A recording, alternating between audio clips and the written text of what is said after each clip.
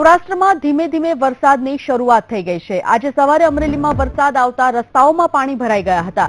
નૈઋત્યનું ચોમાસું જૂનના અંતિમ સપ્તાહમાં ગુજરાતના મોટાભાગના વિસ્તારોમાં વિધિવત રીતે બેસી જાય એવી શક્યતા હવામાન ખાતાએ વ્યક્ત કરી છે। તો આ પ્રમાણે ગુજરાતના બાકીના ભાગોમાં ગાજવીજ સાથે વરસાદ કે છૂટાછવાયા ઝાપટા પડી શકે છે।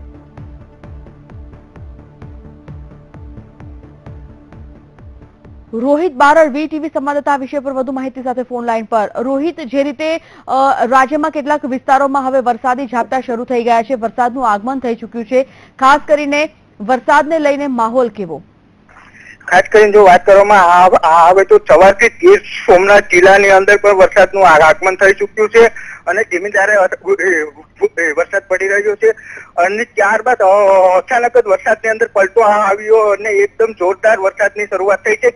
ખેડૂતોની અંદર પણ ખુશી છવાઈ છે અને સમગ્ર વિસ્તારની અંદર વરસાદને લઈ અને ખુશીનો માહોલ છે। જી, આભાર।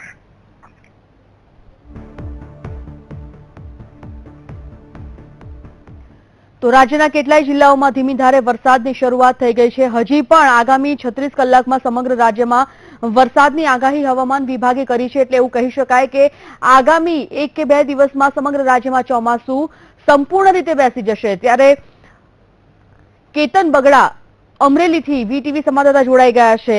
કેતન, અમરેલીમાં અત્યારે જો વરસાદની પરિસ્થિતિની વાત કરવામાં આવે, કેટલો વરસાદ નોંધાયો છે, સાથે જ અત્યારે ત્યાં પરિસ્થિતિ શું?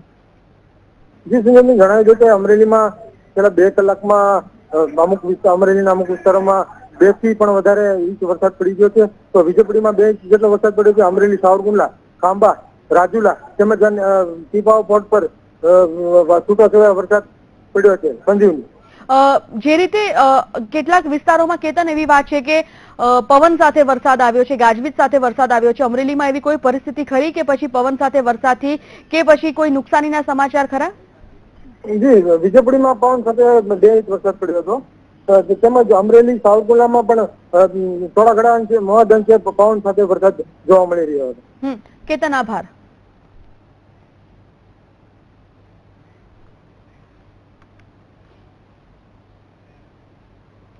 તો અન્ય કેટલાક મહત્વપૂર્ણ